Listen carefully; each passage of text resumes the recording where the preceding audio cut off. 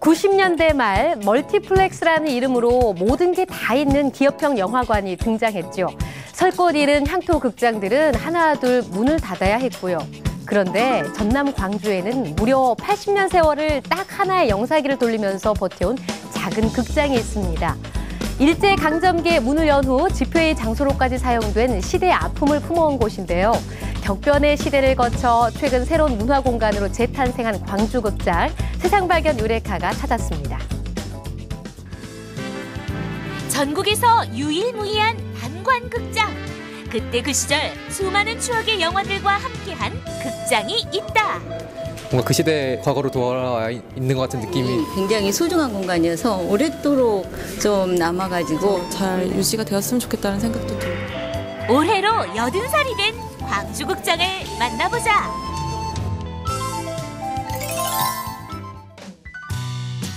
일제강점기 한 극장이 간판을 올렸다. 광주의 첫 민족자본 영화관으로 그해 이 극장에서는 김구 선생의 시국 강연회, 우리나라 최초의 발성 영화 춘향전이 개봉했다. 광주극장은 1935년 10월 1일 날 개관을 하였습니다. 조선 사람의 자본과 조선 사람이 운영했었고 또 소유였었습니다. 그 일제 식민지화 시대 때 여러 광주극장에 무대가 있었기 때문에 여러 연극이라든지 창극, 판소리 같은 공연도 있었었고 영화 상영, 60년대 격변기, 70년대 격변기에도 많은 한국 영화들과 또 집회의 장소로도 극장이 사용이 됐었습니다. 이후 생겨난 다른 향토 극장들이 대형 복합 상영관에 밀려 하나둘 사라지는 동안 광주극장은 단관극장의 옛 모습을 지금껏 지켜왔다. 광주극장의 역사는 시민과 함께 울고 웃으며 감동을 나눴던 광주의 역사였다. 상영관 입구 벽면엔 관객의 사랑이 빼곡하다. 네, 광주극장은 이제 제가 어린 시절에 늘 다니던 그런 극장의 그런 형태를 아직도 가지고 있기 때문에 보다 좀 옛날 정서를 그대로 간직하고 있는 그런 장소라고 생각해서 1년이면 약 140편의 영화를 상영하는 광주극장의 평균 관객은 겨우 2만 5천 명 수준이다. 다행히 영화진흥위원회 공모에 선정돼 올해로 13년째 예술영화 전용관으로 영맥을 이어가고 있다. 예술영화 전용관으로 운영되면서 물론 극장의 객석이 차지는 않지만은 그래도 한 분 한 분이 올 때마다 그 좌석이 채워지잖아요. 어쩌면 그 한 석이 채워지는 게 또 이렇게 공간을 운영하다 보면은 또 그것도 하나의 만석이지 않나 그런 느낌이 듭니다. 예전에 원앙소리 할 때 또 감독님도 오시고 그때 이렇게 좀 좌석이 만석이 됐었었고 일제강점기에 시작해 자그마치 80년 그 까마득한 역사를 말해주듯 광주극장 곳곳에는 숨은 이야기들로 가득하다. 아스라이 떠오르는 그 옛날 영화 포스터와 팜플렛이 걸린 액자를 보고 있으면 입가에 웃음이 절로 난다고. 지금도 영화 간판을 그리는 박태규 화백의 작품까지 거대 문화자본이 전국의 극장가를 집어삼킬 때에도 지역 최초 민족 문화시설이라는 자존심과 자부심 하나로 수많은 어려움을 극복한 광주극장의 세월이 곳곳에 오롯이 담겨있다. 경영의 어려움들도 있고 어떻게 보면 그 큰 공간을 유지하는데 현재 시대에 어느 순간 안 맞게 돼버린 거죠. 그래도 광주극장이 지금까지 이렇게 남아 있을 수 있었던 것은 물론 이 극장의 어떤 역사적인 의미들 또 그런 것들을 잃지 않으려고 하는 또 극장을 지키려고 하는 극장 직원분들하고 이 극장에서 그래도 계속 영화를 꾸준히 봐주신 관객들의 어떤 힘에 의해서 그래도 그런 어려움들을 조금씩 견뎌내면서 계속 그 극장을 운영하고 있습니다. 새해 광주극장에는 세계적인 영화 감독의 발길이 이어졌다. 대만의 차이밍양 감독과 태국의 아피차퐁 위라세타풀 감독. 두 사람은 영화관 곳곳을 둘러보고 감탄하며 시간의 무게를 고스란히 견뎌낸 광주극장에 깊은 애정을 표현했다.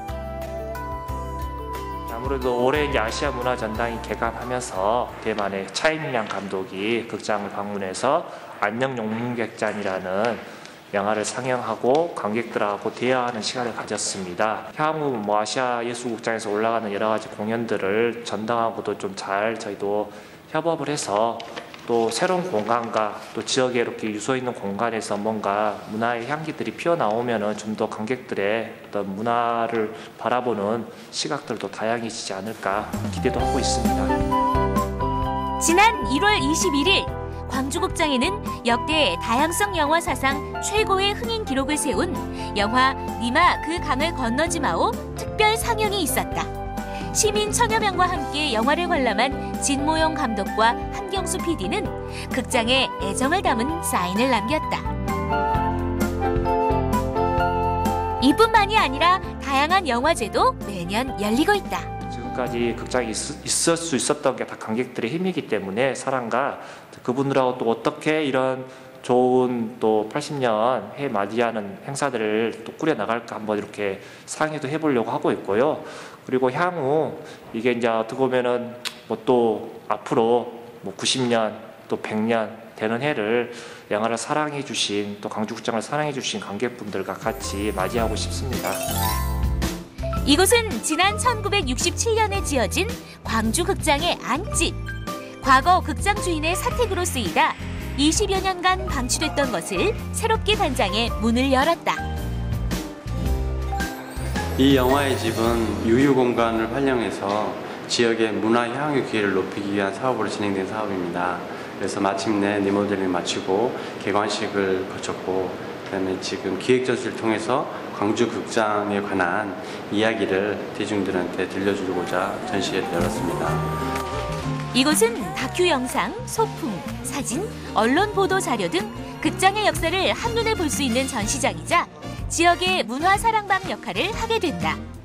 1층은 다목적 홀과 사무실로 2층은 원형 그대로 복원해 상설 전시실과 휴식 공간이 될 게스트룸으로 꾸며졌다. 특히 광주극장에서 사용한 오래된 소품과 자료들은 그야말로 보물 중의 보물이다. 공연 신고서는 우리 근대기에 영화를 상영하기 전에 영화에 관한 내용이나 그런 것들을 신고하기 위해서 작성한 일종의 서류인데요. 제가 알기로는 광주극장에서 상당한 기간 동안 오랫동안 자료를 이렇게 복원해 와가지고 자료나 서류로서 많은 가치가 있다고 생각이 듭니다. 광주극장을 주제로 한 다큐멘터리들도 만들어졌다. 그중 윤수환 감독의 작품 영화의 집은 20분짜리 영상에 광주극장의 역사와 발자취를 담았다. 그리고 광주극장을 기억하는 모든 사람들에 대해 기록하고 그들의 가치에 대해 다시 한번 이야기하는 다큐멘터리이다. 오랫동안 광주극장을 사랑하고 아껴온 관객에게는 참으로 특별한 작품이다.